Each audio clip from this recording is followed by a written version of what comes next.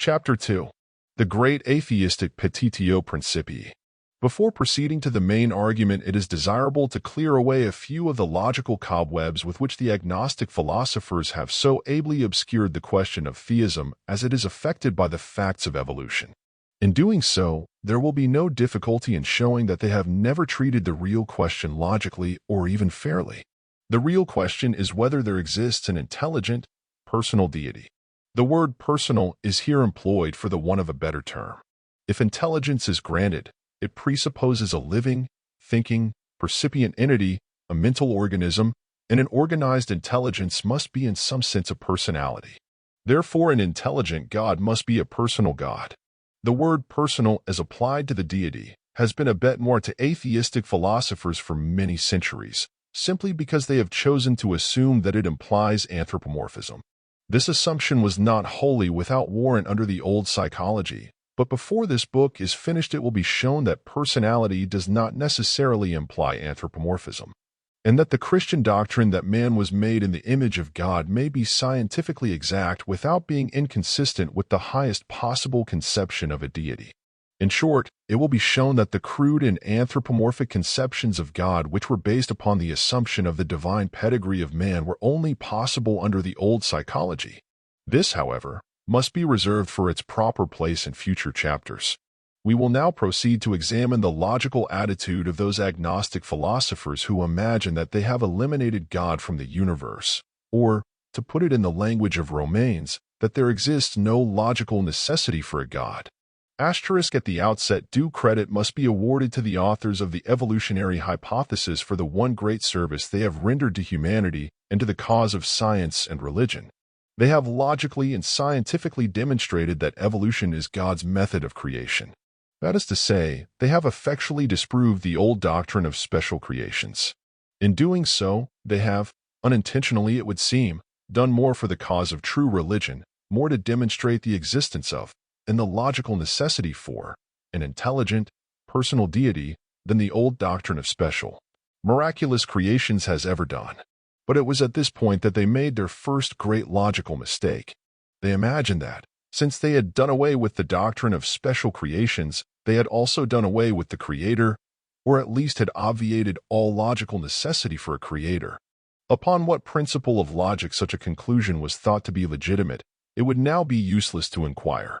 It is sufficient to know that Mr. Darwin and his followers arrived at that conclusion, although they attempted in various ways to disguise it. At any rate, his efforts were in reality directed more specifically and pronouncedly toward the atheistic argument than they were towards the proofs of any other one of his theses or hypotheses. The theory of evolution by itself could have been demonstrated to be true with half the labor that Mr. Darwin bestowed upon the origin of species. The facts of paleontology alone would have been sufficient. In point of fact, as Mr. Huxley has pointed out, primary and direct evidence in favor of evolution can be furnished only by paleontology. Moreover, one half the facts of biology cited by Mr. Darwin would have been sufficient to make a prima facie case in favor of the evolutionary hypothesis. And it could have been done without committing its author to a theory of causation that he has been utterly unable to sustain. Besides, the moment the doctrine of evolution is established, its opposite, the doctrine of special creations, falls of its own weight. We may therefore concede, for the sake of the argument, that Mr. Darwin is entitled to the credit of making a prima facie case in favor of the evolutionary hypothesis, and that, in so doing, he has annihilated the doctrine of special creations. I say we may concede that much, for his facts, properly classified and examined, without reference to his theory of causation are sufficient. But when we examine them with reference to his theory, that is, with reference to his doctrine of natural selection as the cause of the origin of species, a logical doubt is thrown upon his whole doctrine. And I may here remark that if the theory of evolution had depended for its validity upon the labors of Mr. Darwin alone, it could never have obtained general acceptance. It is to the labors of his contemporaries and his successors that the credit is due of placing the evolutionary hypothesis beyond the region of rational doubt. In saying this, I am not seeking to dim the luster of the fame of Mr. Darwin. Far from it. He is entitled to all the credit due to the intelligent, industrious, and conscientious gatherer of the facts of nature. He was, as such, one of the most illustrious hewers of wood and drawers of water for science that the world has ever seen.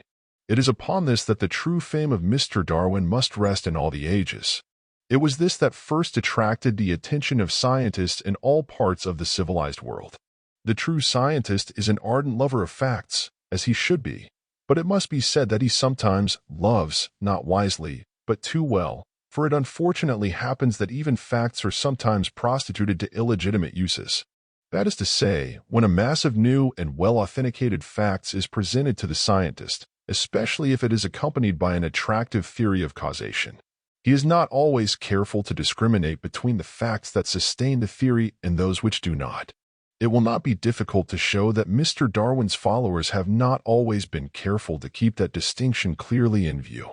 The facts in the case are briefly these. Mr. Darwin, in the course of extensive travel and long years of close observation, had collected a vast store of facts which bore upon the subject of organic evolution, and he wisely determined to embody the result of his labors in a book setting forth his reasons for believing that the innumerable species, genera, and families of organic beings with which the world is peopled have all descended, each within its own class or group, from common parents, and have all been modified in the course of descent. No one can deny that his fundamental doctrine of evolutionary development, as it is thus stated in his own language, has been amply verified by his facts. But when he comes to tell us how this modification took place, he signally fails. In other words, when he tells us that natural selection is the origin of species, he signally fails to prove the correctness of the hypothesis. That is to say, he has not given us one instance where a new species has been produced by either natural or artificial selection. He has shown what everybody has observed for himself, namely, that artificial selection, that is, breeding, has the power to change vastly the structure or morphology of animals, and thus produce what is loosely termed new species. Thus, the great variety of pigeons shows what intelligent artificial selection can do in the way of originating morphological species, although it is well settled that all the varieties are really descended from the rock pigeon. Again, there is a wide difference between the razorback hog of the southern states and the preposterous pig of commerce as exhibited in northern county fairs and stockyards, and still more between the latter and the wild boar. But they are all of the same physiological species. The true test of species is in the phenomena of hybridization. Thus, if the offspring of two supposed species are infertile with each other, or with the original species on either side, the evidence is complete that the two parents belong to different physiological species. The horse and the ass, for instance, when bred together produce the hybrid mule, and the latter is well known to be infertile with other mules or with either of the parent species. On the other hand, dogs, howsoever wide may be their morphological differences, as between the greyhound and the dachshund, for instance, are perfectly fertile with each other, and their offspring are fertile with each other and all other varieties or races of dogs. The same may be said of hogs, pigeons, and many other species with widely varying morphological characteristics. To show that I am not alone in my opinion as to Mr. Darwin's failure to establish his doctrine that natural selection is the originator of all species, I quote the words of his best friend and most ardent admirer and sympathizer, the late Thomas H. Huxley. After much consideration, and with assuredly no bias against Mr. Darwin's views, it is our clear conviction that, as the evidence stands, it is not absolutely proven that a group of animals, having all the characters exhibited by species in nature, has ever been originated by selection, whether artificial or natural.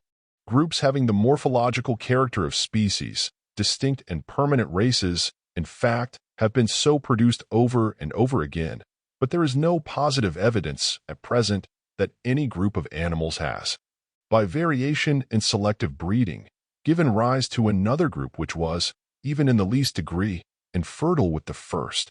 Mr. Darwin is perfectly aware of this weak point, and brings forward a multitude of ingenious and important arguments to diminish the force of the objection. We admit the value of these arguments to their fullest extent. Nay, we will go so far as to express our belief that experiments conducted by a skillful physiologist would very probably obtain the desired production of mutually more or less infertile breeds from a common stock in a comparatively few years. But still, as the case stands at present, this little rift within the lute is not to be disguised or overlooked.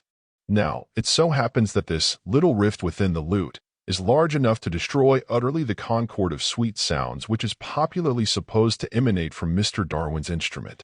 In other words, the above quotation is the candid though evidently reluctant admission of an honest man that Mr. Darwin, with all his vast array of facts, has utterly failed to find one that proves his hypothesis, even in the least degree. That is to say, the theory that all those physiological changes and differentiations that constitute species in animals, the theory that all structural changes in animal life which make up the sum total of evolutionary development, the theory that was supposed to eliminate God from the universe and relegate all the works of nature to the domain of chance, is found to be without one solitary fact to sustain it. It does not in the least degree militate against this one fact for Mr. Huxley to say that Mr. Darwin's arguments are ingenious and important when he tries to diminish its force. Nor does it strengthen the weak point when Mr. Huxley admits the value of the ingenious arguments aforesaid.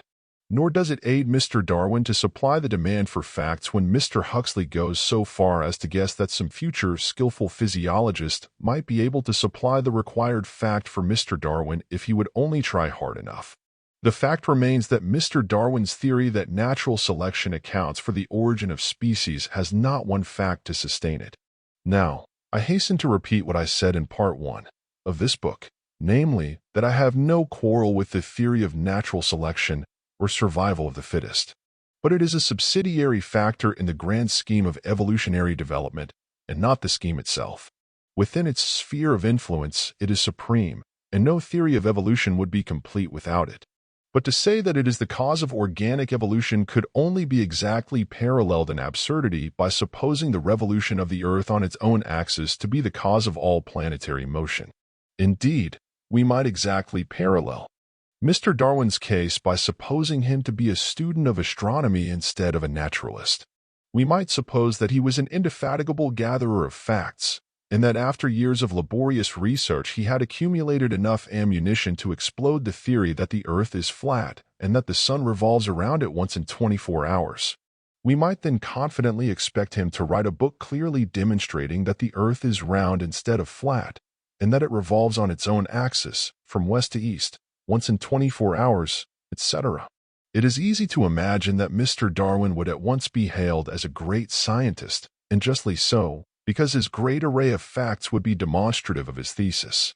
But suppose he labeled his book The Origin of Planetary Motion, and claimed in it that the revolution of the Earth caused all the other planets to revolve and kept them in their orbits. Would scientists accept that hypothesis in the absence of a single fact to prove it, simply because he had proven some other proposition by a great array of facts? Well, that depends. They most likely would if it was understood that the unproven proposition would, if true, eliminate God from the universe. In that case, Mr. Huxley might be depended upon to rise to the occasion and remark that it is true that Mr. Darwin has not cited a single fact going to show that the revolution of the Earth is the cause of all planetary motion.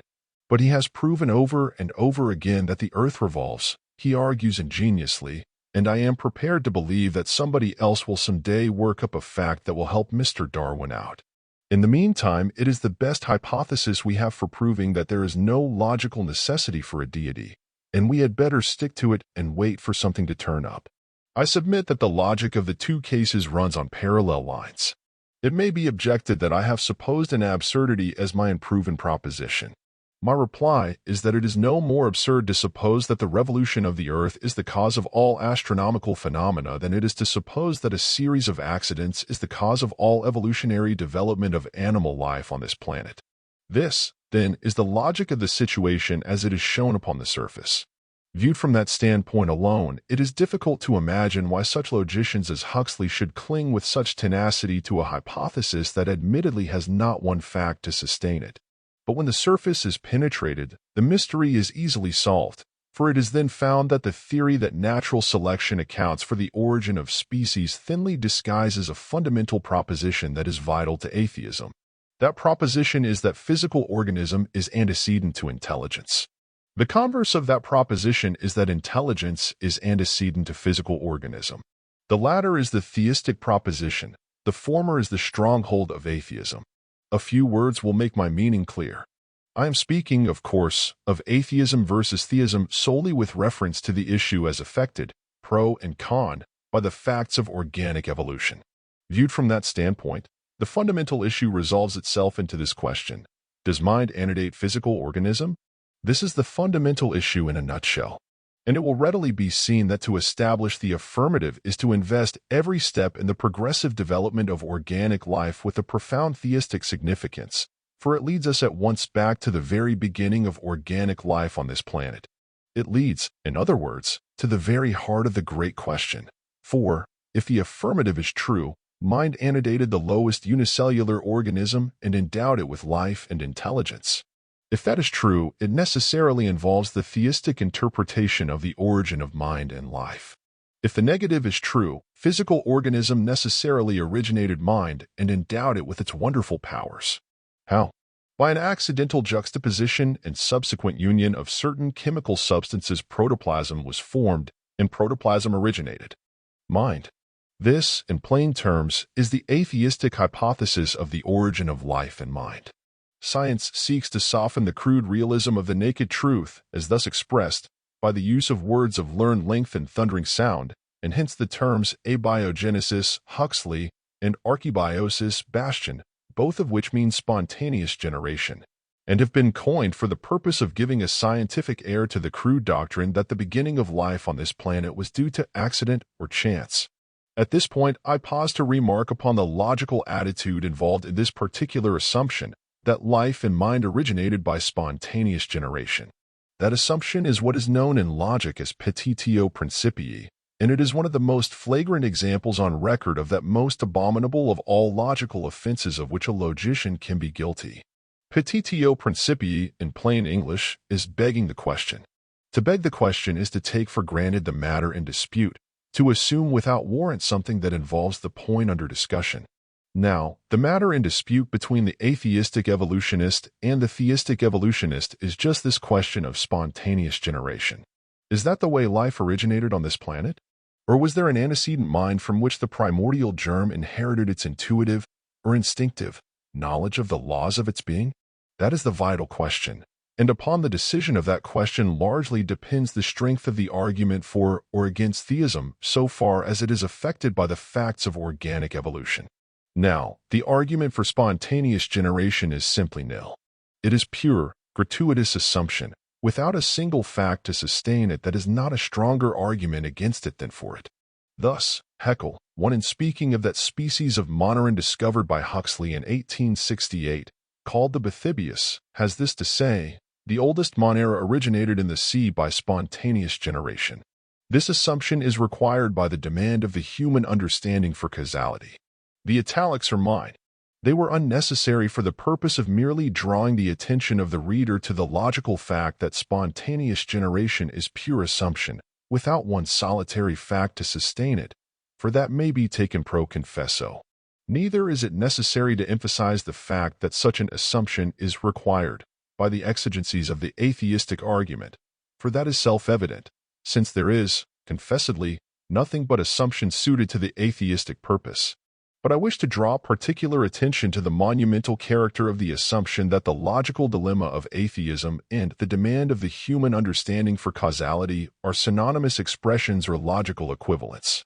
I submit that the demand of the human understanding for causality is not adequately supplied by assumptions without evidence, and I protest against measuring human understanding by atheistic standards. Now, I am not exaggerating in the least when I say that the strongest evidence of the correctness of the theory of spontaneous generation is given by Professor Haeckel in the following sentence. The doctrine of spontaneous generation cannot be experimentally refuted, neither can the doctrine that the moon is made of green cheese be experimentally refuted. Yet no one but an atheist, in desperate pursuit of a suitable hypothesis, would assume that the inability to prove the negative of a proposition constitutes valid evidence that the proposition is true. Logically, the inability to prove a negative possesses no evidential value whatever in the absence of any affirmative proof of a given proposition. The absence of negative proof, however, possesses great significance when facts exist which are confirmatory of the hypothesis. In this case, there are confessedly no facts to prove the affirmative. These are the words of the learned professor aforesaid. Neither can the theory of spontaneous generation be experimentally proved unless great difficulties are overcome. Again, we are reminded of Professor Huxley. Like him, Professor Haeckel finds no existing proof of his hypothesis, but thinks that maybe, sometime, somebody will find a fact or manufacture one that will help him out, provided he is able to overcome great difficulties. In the meantime, he speaks very contemptuously of those who have tried to produce spontaneous generation by means of the crudest experiments. 8. Doubtless the learned professor refers to Huxley's great discourse on biogenesis and abiogenesis, in which he exposes the fallacies of all previous writers who have adopted the hypothesis of spontaneous generation. It may be, however, that the crude experiments he refers to are Professor Tyndall's world-renowned series of experiments which were conducted with a view to the settlement of the vexed question. No one will accuse the learned author of the prayer gauge of entertaining any violent prejudices on religious grounds against the theory of spontaneous generation. Nevertheless, he spent years in exposing the fallacies of those who imagined that their crude experiments had forever settled the question affirmatively. The history of experimental scientific investigation does not record a series of more carefully conducted experiments than that by which Professor Tyndall demonstrated, as far as a negative can be proven, that life cannot be generated from inorganic compounds, spontaneously or otherwise. I cannot close the discussion of this branch of the subject without expressing my appreciation of Professor Haeckel's candor and frankly admitting the weakness of his argument at the crucial point.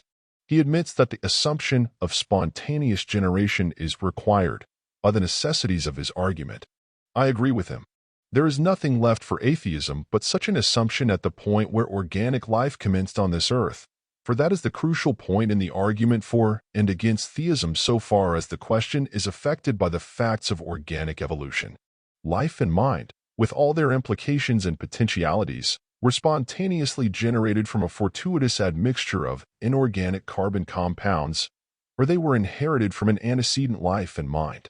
One or the other of these propositions is true, for there is no middle ground.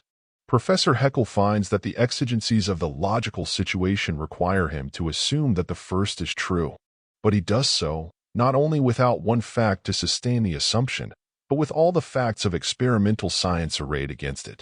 As to the second of these alternative propositions, I shall attempt to show in future chapters that all the salient facts of evolution conspire to demonstrate its truth.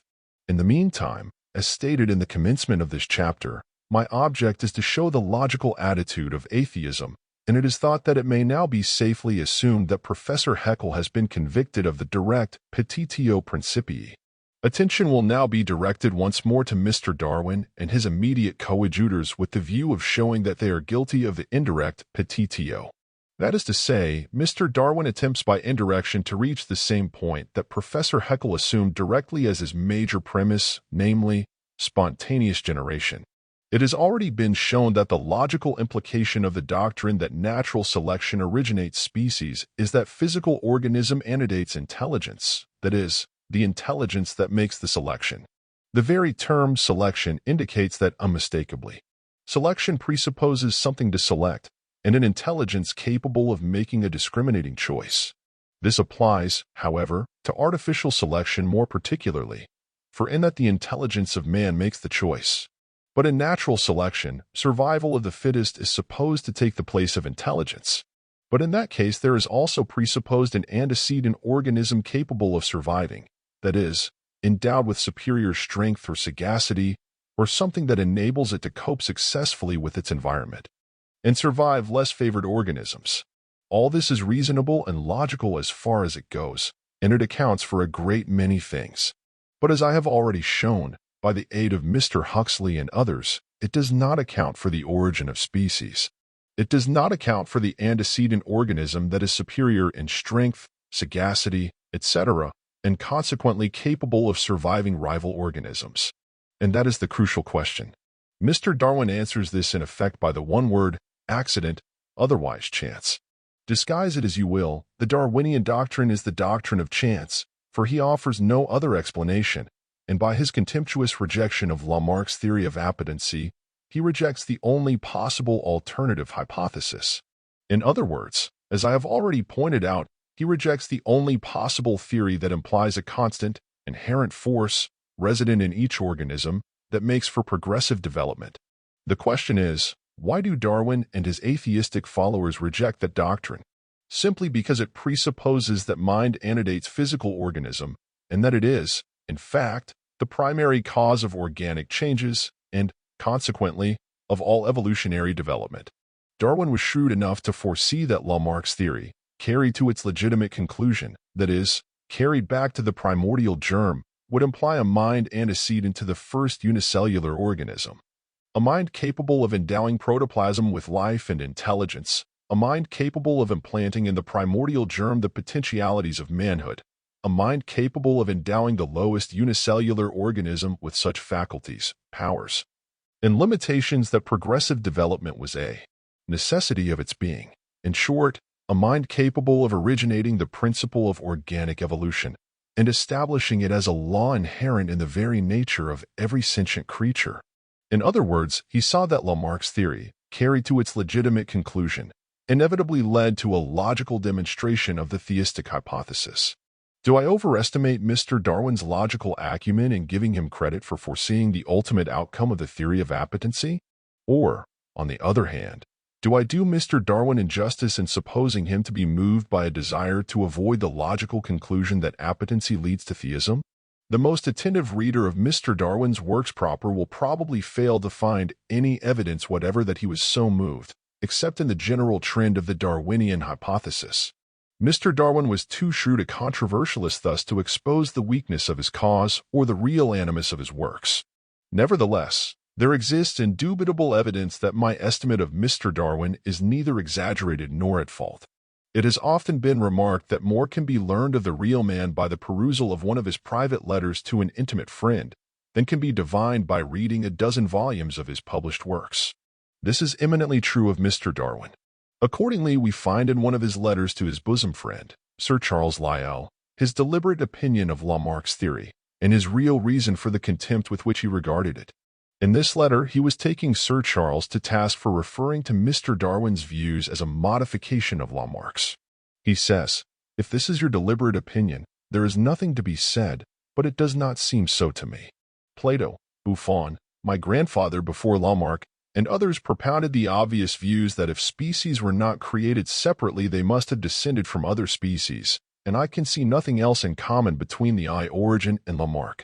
I believe this way of putting the case is very injurious to its acceptance, as it implies necessary progression and closely connects Wallace's and my views with what I consider, after two deliberate readings, as a wretched book, and one from which, I well remember my surprise, I gained nothing. In a later letter to Sir Charles, he speaks of Lamarck's book as follows: "As for Lamarck, as you have such a man as Grove with you, you are triumphant. Not that I can alter my opinion that to me it was an absolutely useless book too, the italics are mine. A wretched book, an absolutely useless book, is the verdict of Mr. Darwin and Lamarck's work on organic evolution. Why? Simply because the latter's theory implies necessary progression is Mr. Darwin's answer. If Mr. Darwin had written a volume on the subject of his religious views as expressed or implied in his doctrine of the origin of species, he could not have more plainly and definitely said, I object to Lamarck's theory of evolution because it implies a constant force, inherent in every sentient creature and arising from the wants and necessities of its existence, that compels progressive development. I object to it because it implies that mind is antecedent to organism and is endowed with a creative energy equal to the production of organic structural changes. I object to it because, carried to its legitimate conclusion, it implies that mind antedated the lowest animal organism and impelled its structural development. I object to it because it implies that evolutionary development proceeds in obedience to a law, and not to a series of accidents, and that it is, therefore, a necessary progression. I object to it because necessary progression implies a definite end in view, a goal to be reached, which, in turn, implies design. Does anyone doubt that all this is implied in his remarks contrasting Lamarck's doctrine with the theory of natural selection? In other words, does anyone imagine that Darwin did not regard design as implied in necessary progression as the very antithesis of his doctrine of natural selection? If so, we will again invite attention to some of Mr. Darwin's private sentiments, to an extract from his autobiography, written, not for publication, but for the eyes of his immediate family. Speaking of his early religious beliefs as contrasted with those he afterwards entertained, he says, "Although I did not think much about the existence of a personal God until a considerably later period of my life, I will here give the vague conclusions to which I have been driven. The old argument from design and nature, as given by Paley, which formerly seemed to me so conclusive, fails now that the law of natural selection has been discovered. I submit that words could not more plainly express his belief that the doctrine of natural selection has forever refuted the teleological argument, the doctrine of design, as evidenced in the works of nature. This, in connection with his contemptuous rejection of Lamarck's theory on the ground that it implies necessary progression, furnishes indubitable proof that he regarded his own theory as the very antithesis of that of Lamarck.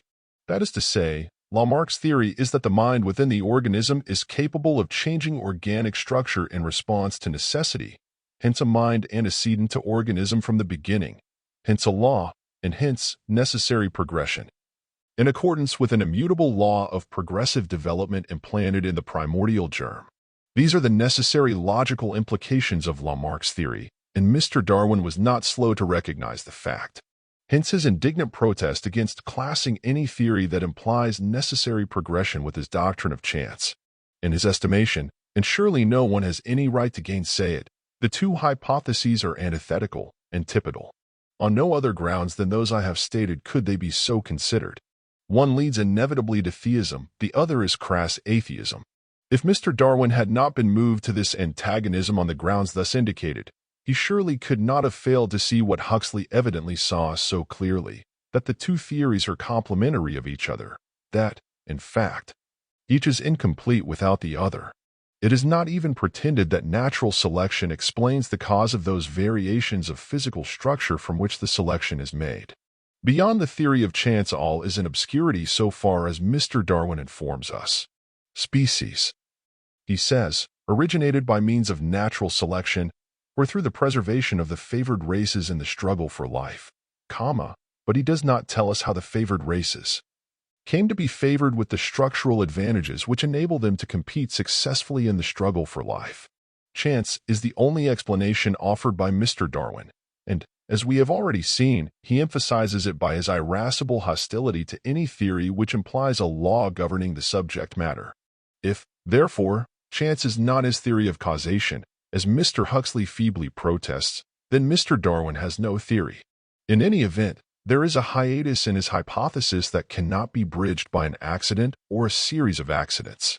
Now, there has never been a theory promulgated that is capable of filling this hiatus by means of a law of progressive development except Lamarck's. I have stated above that Mr. Huxley saw this clearly. I do not find this admission in the text of his published works, but I do find it in his preface to Appleton's American edition of Darwiniana. This preface is dated April 7, 1893, 11 years after Mr. Darwin's death, and but a few years before his own demise. It may therefore be regarded as his final protest against the insufficiency of his friend's theory, and a parting suggestion to science as to the only hypothesis that can fill the hiatus. He says, "As I have said in the 7th essay, the fact of evolution is sufficiently evidenced by paleontology, and I remain of the opinion expressed in the 2nd, that until selective breeding is definitely proved to give rise to varieties infertile with one another, the logical foundation of natural selection is incomplete. We still remain very much in the dark about the causes of variation, the apparent inheritance of acquired characters in some cases, and the struggle for existence within the organism, which probably lies at the bottom of both these phenomena. The italics are mine. I submit that, without specifically naming Lamarck or his theory, Mr. Huxley could not have more pointedly declared his final opinion to be that Darwin's theory of evolutionary development is incomplete, and that Lamarck's is the only possible complementary hypothesis. I therefore repeat, with increased emphasis, that neither Lamarck's theory nor Darwin's is complete without the other, but that together they constitute a theory of evolutionary development that is complete, coherent, and scientific. It is complete because it leaves no hiatus to be bridged by accident or chance. It is coherent because the two factors are not inconsistent with each other. It is scientific because it accounts for all the facts and reveals a law of evolution under which progression is necessary. This alone would commend it to such a mind as Huxley's, even though it does presuppose mind to be antecedent to physical organism, and, indeed, the primary cause of it. Unlike Mr. Darwin, Mr. Huxley did not shrink from the acknowledgement of facts, howsoever strongly they might militate against his agnostic preconceptions. One of his ablest essays was calculated to explode the fallacy of spontaneous generation, one indispensable as it is to the atheistic argument as acknowledged by Haeckel. Nor could he have failed to realize the trend of the facts of nature toward theism when he finally declared his conviction that the struggle for existence within the organism lies at the bottom of all causes of variation in species and the inheritance of acquired characters. It was, in effect, a distinct declaration that mind is not only antecedent to physical organism, but that it is the efficient cause, the initial force, which lies at the bottom of all the phenomena of progressive development of animal life on this planet. Moreover, he could not have failed to see that the inevitable logical, scientific induction is that mind is antecedent to, and the efficient cause of, the primordial unicellular organism. And this is the conclusion that Darwin so strenuously sought to avoid. This is the conclusion that Haeckel evaded by begging the question, by the direct petitio. And this brings us back to another singular break in Professor Haeckel's logic, and one which has a very important bearing upon this question. In his anxiety to prove spontaneous generation, he went back beyond the true cell, the amoeba, with a nucleus, that is, a physical organism with organs, in search of animal life.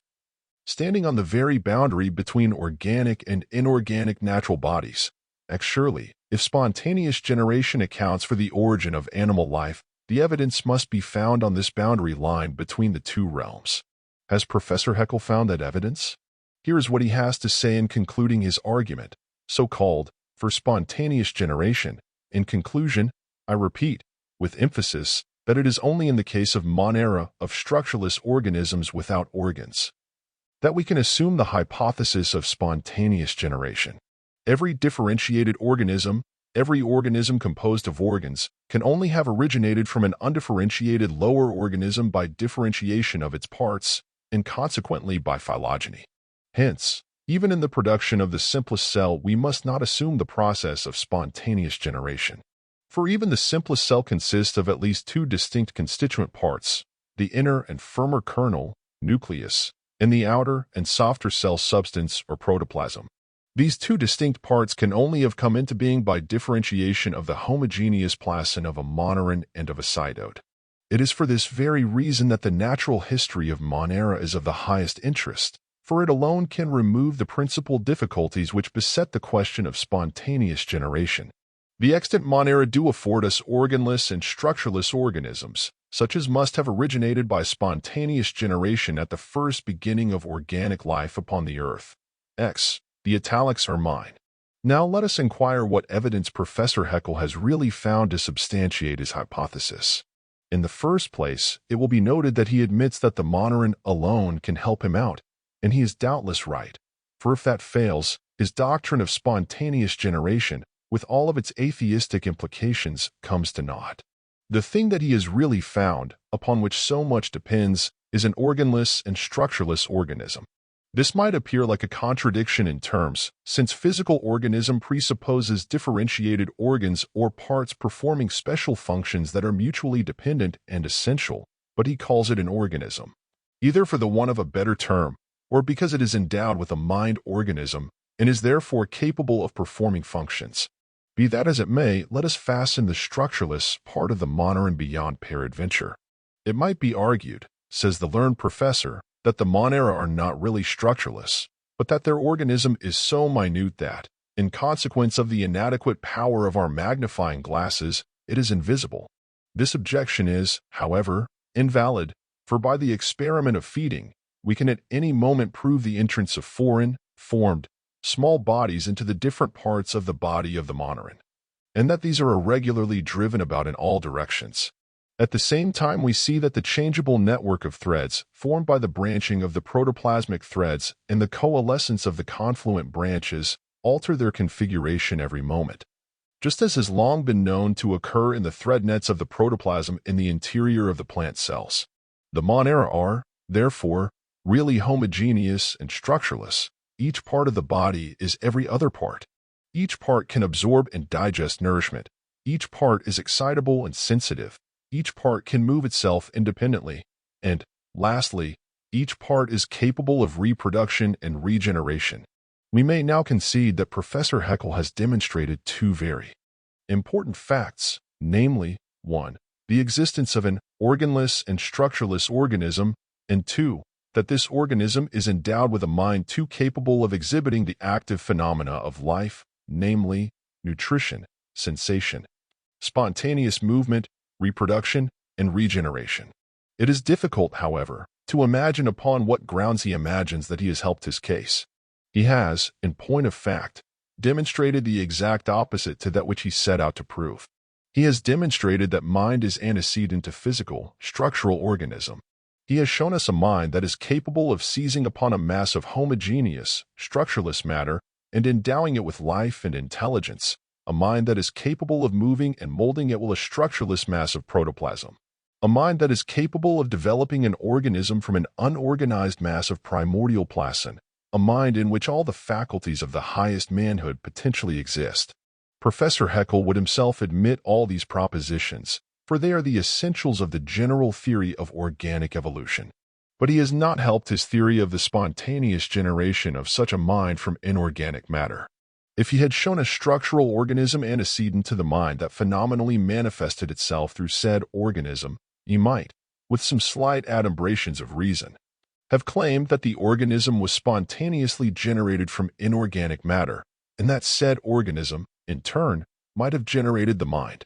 Aside from the inherent absurdity involved in the supposition that a bit of slime has the power to originate a man, Professor Haeckel might thus have evolved a theory of spontaneous generation that would at least have been an improvement upon any that atheism has yet wrested from the facts of organic evolution.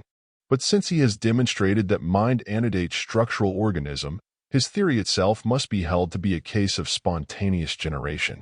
Professor Haeckel's theories, however, are of small importance to the world when compared with the one stupendous fact that he has thus made known.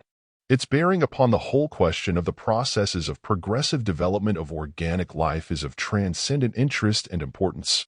It is symbolical of the whole process. The development of the amoeba from the monoran was a greater structural change than was the development of man from his simian ancestry, or the amphibian from the fish, or the bird from the crawling reptile. But natural selection, in the Darwinian sense, can by no possible stretch of the imagination be presumed to have entered as a dominating factor in this, the first step in organic evolution. The struggle for existence within the organism is the only possible rational explanation. It is even more absurd, if possible, to suppose that the primary instinct that impelled this growth and development, the primary instinct that impelled the monoran to the acts of reproduction, nutrition, and locomotion, had its origin in natural selection. And yet this is the Darwinian doctrine, according to Romanes, of the origin of primary instincts. Now, the struggle for existence within the organism, or, in more specific terms, the creative power or energy resident within the organism, having thus been shown to be the initial force that impelled the progressive development of the lowest animal organisms, it must be presumed, until the contrary is demonstrated, that the same initial energy lies at the bottom of all progressive changes of physical structure.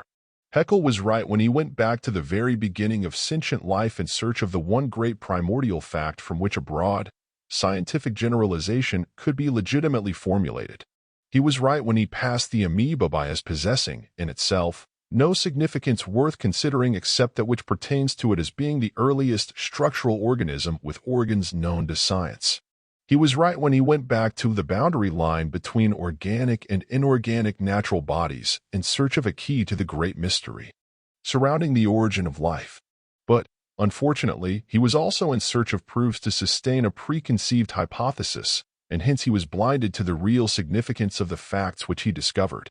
He did not even recognize the bearing of the fact that mind antedated organism upon the subsequent steps of the process of organic development, although, to do him entire justice, the trend of his argument did not require him to consider that question.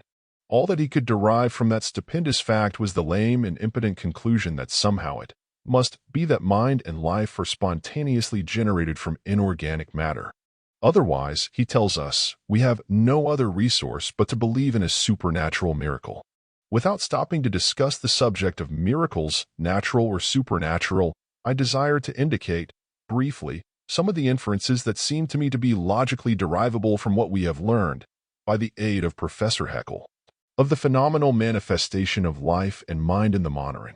I have already shown that the fact that mind in that animal is antecedent to physical organism, and that it controls and develops organism, is symbolical of the whole subsequent process of progressional development of physical organisms. But that is not the most important inference to be drawn from this phenomenon. It exemplifies the control of the mind over the body which modern science has done so much to verify and systematize in various directions. The significant feature of that control is that it does so in the entire absence of structural organism, thus demonstrating the truth of the hypothesis that the subjective mind, the soul, is immanent in the body and not inherent in it or in any of its physical organs. In other words, it is symbolical of the fact that the soul is not dependent for its existence upon physical organism, nor for its power upon the existence of physical organs. Again, it demonstrates the creative power of mind, and symbolizes the power from which it inherited its own potentialities, the power that assembles cosmic matter and creates a universe. Finally, the primordial method of reproduction, as first revealed in the Mon-era, namely, by fission or segmentation, is demonstrative of the fact that a completely organized mind can be segregated from the parent mind without destroying or modifying the powers of either, thus symbolizing the process by which an infinite number of individualized intelligences may be segregated from an infinite, omnipresent intelligence. Thus a law, not a miracle, a law of infinite reproduction is revealed, which easily accounts for origin of life and mind, as well as for all the subsequent steps in the process of organic and mental evolution, including, of course, the origin of species. The intelligent reader will understand that the above propositions are provisionally assumed. Their verification will depend upon whether they accord with all the known facts of psychology and of organic and mental evolution. That must be more fully set forth in subsequent chapters. They are mentioned here merely by way of contrast between the inferences which atheism and theism respectively derive from the phenomena exhibited in the primordial germ. I have now shown that the crucial question at issue between atheism and theism, so far as the facts of organic evolution are in evidence, is whether or not mind antedates physical organism, and that this involves the question of spontaneous generation on the one hand, and of natural selection on the other. I have shown that Haeckel, in assuming spontaneous generation, has done so without one fact to sustain his assumption, but that, on the contrary, all the facts revealed by experimental science, together with all the observable phenomena of the beginning of organic life, tend to disprove his hypothesis. I have shown that the question of spontaneous generation being a vital issue between atheism and theism, Professor Haeckel, in postulating the affirmative without warrant of fact, has been guilty of the logical offense, known as the direct Petitio Principii. I have also shown that Darwin, in his insistence upon natural selection as being the origin of species, has tacitly assumed the negative of the proposition that mind antedates physical organism. I have shown that he has done so in defiance of all the facts of experimental science, artificial selection, and in direct contravention to all the observable phenomena of the beginning of organic life, the monoran, and thus illicitly assuming the thing to be proven, without warrant of fact and in contravention of all the facts, he has been guilty of the indirect petitio, or, as Mr. Herbert Spencer would term it, the disguised Petitio Principii. It will thus be seen that the atheistic theories of the Darwinian evolutionists are all based upon pure assumption. It remains to prove that the facts of evolution disprove the atheistic theories of evolutionists. That is to say, the theories of Darwinian evolutionists are atheistic, their facts are theistic.